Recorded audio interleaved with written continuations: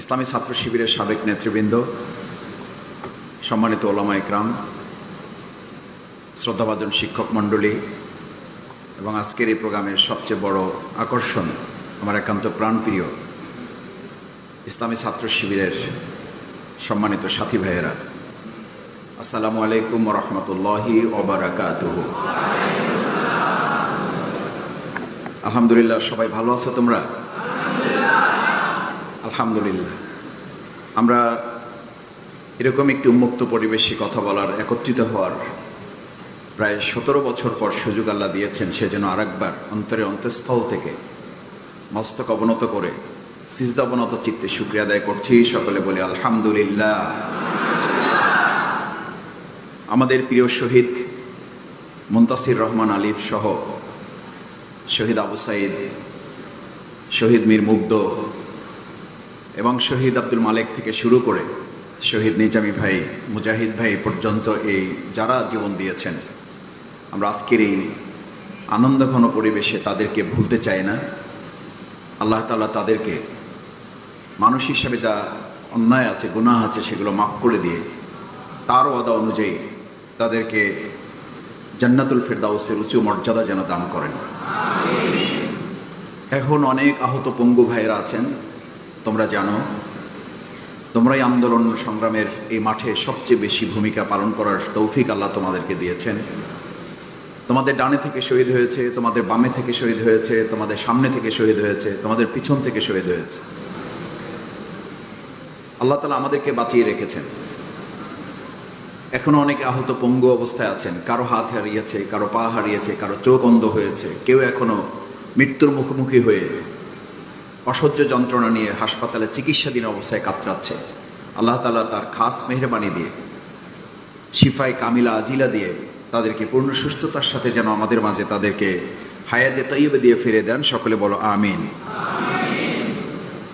ভাইয়েরা, আমরা মহান আল্লাহ তাআলার এক গুরুত্বপূর্ণ সৃষ্টি, 18,000 মাখলুক কিংবা তারও বেশি।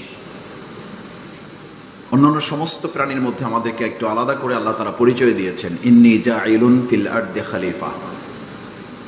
প্রতিনিধিত্ব করার সবচেয়ে বড় যোগ্যতা হিসেবে তিনি আমাদের কাছে কোরআন নাজিল করে সর্বপ্রথম আয়াত দিয়েছেন, ইকরা, নামাজ পড়ো। ইকরা মানে কি নামাজ পড়ো? জিহাদ করো, রোজা রাখো, কি করো? তোমাদের এই আন্দোলনের সর্বপ্রথম স্লোগান কি ছিল? কি ছিল? আবার বলো। মেধা না কোটা? তোমরা তো সবাই কোটার পক্ষে। এই যে আন্দোলন করেছো, আমার তো মনে হয় যে এটা আন্দোলন কারণে, এটা ইবাদত, আল্লাহর নির্দেশ ছিল এটা। এবং সেই আন্দোলনে, সেই জিহাদে, সেই লড়াই, আল্লাহর নির্দেশ বাস্তবায়নে আল্লাহ আমাদেরকে বিজয় করেছেন, আলহামদুলিল্লাহ। এবং এই বিজয় আগামী দিনে আমরা ধরে রাখবো ইনশাআল্লাহ। কারণ মেধার রাজত্বে ইসলামী ছাত্র শিবির রাজত্ব করবে, এটার জন্য ইসলামী ছাত্র শিবিরের জন্ম হয়েছে আমাদের কোনো স্কুল থেকে, কলেজ থেকে, কোথা থেকে? ঢাকা বিশ্ববিদ্যালয় থেকে। যেই ঢাকা বিশ্ববিদ্যালয়ে আজকে এই আন্দোলনের শুরু, এই আন্দোলনের বিজয়, সেই ঢাকা বিশ্ববিদ্যালয় থেকেই বাংলাদেশ ইসলামী ছাত্র শিবির 1977 সালের 6 ফেব্রুয়ারি মাত্র 6 জন থেকে শুরু করে আজকে 6,000, 6 লাখ, আলহামদুলিল্লাহ। কয়েক কোটি ছাত্র জনতার মধ্যে বাংলাদেশ ইসলামী ছাত্র শিবিরের যে ভালোবাসা, যে জনসমর্থন, এটা একমাত্র এটার জন্য যে আমরা 3টা জিনিসকে সমন্বয় করেছি, মেধা, সততা এবং দেশপ্রেমকে সাথে নিয়ে এই দেশকে আমরা আগামী দিনে গড়ে তুলব। এটার ক্ষেত্রে কোনো প্রতিবন্ধকতা আমাদেরকে থামিয়ে রাখতে পারবে না। মেধা এবং কোটার লড়াই আমরা যেভাবে বিজয়ী হয়েছি, আগামী দিনে অন্যায় অসত্যের বিরুদ্ধে সত্য এবং ন্যায়কে বিজয় করে এদেশে ইসলামকেও বিজয় করা হবে একইভাবে ইনশাআল্লাহ।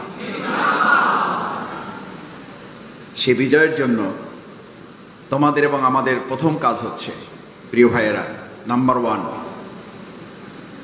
যারা আজকে এখানে আছো তাদেরকে প্রথম ধারণ করতে হবে এই দেশটা আমাদের। আমাদের যদি বলে, আরেকটু ছোট করে বলি, এই দেশটা আসলে তোমাদের।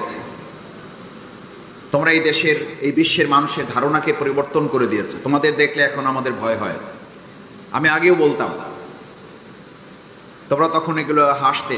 আমি বলতাম তোমাদের সামনে যখন বক্তৃতা করে যাই, তখন তোমাদের কেউ কেউ বলতো ভাই খুব ভালো লাগছে বক্তৃতাটা, আপনার বক্তৃতা ইউটিউবে দেখি। তখন আমার খুব লজ্জা লাগতো আর কি। কিন্তু তোমরা যে আমাদেরকে খুশি করার জন্য বলতা, এটা 5ই আগস্টের পরে এখন বুঝি আর কি। আমি তখন হাঁটতে হাঁটতে যেতাম আর মনে করতাম যে যা বলছি এ তো আমি নিজেও বুঝতেছি না যে কি বলছি, কিছুই তো বলি না। এই ছেলেরা আমাদের চেয়ে এখন অনেক ভালো জানে, ভালো বোঝে, দুনিয়ার আরো অনেক তথ্য তাদের কাছে, টেকনোলজি তাদের কাছে অনেক বেশি।